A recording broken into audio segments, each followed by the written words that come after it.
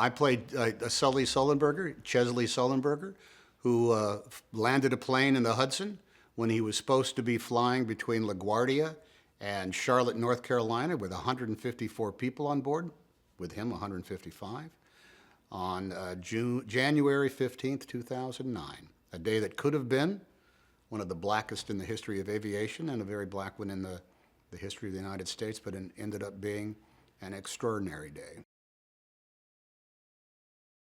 His heroic act, I think, was that place where he stepped outside of himself, was to follow his instincts as opposed to the steps in the book.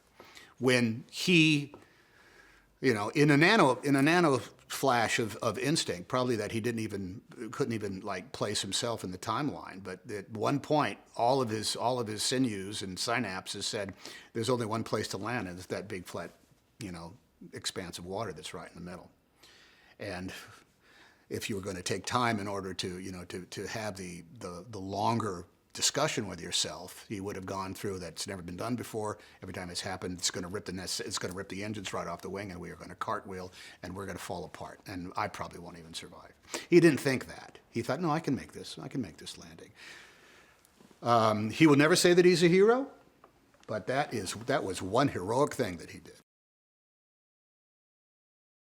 The screenplay that I thought was so perfectly a blend of behavior and procedure that whatever shortcuts, whatever moments that we have condensed or altered somehow still have the pure DNA of what I think the moment meant. It is, in a lot of ways, a quintessential New York story.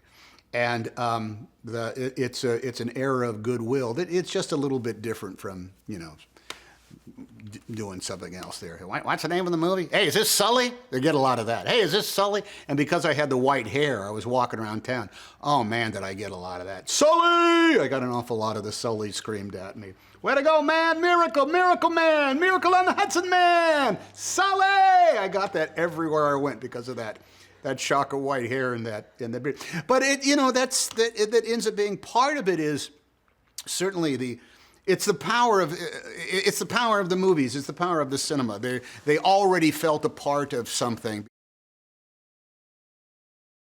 He's a master filmmaker, and you can tell that from any number of, goes on and on, the films that he's actually made movies. You want to say, I don't think anybody but Clint could have a movie that is literally as dark as that, or as minimalistic as that, or with as big a vast canvas as that. It's intimidating, but it's not fun. It's incredibly pleasant. He's very accessible. It's a diminished gravitas from the event itself.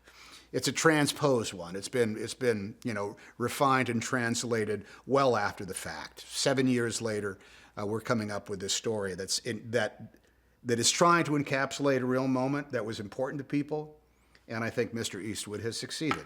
I think he has encapsulated a moment that was really important to people and somehow binds us all together in the best of all possible ways.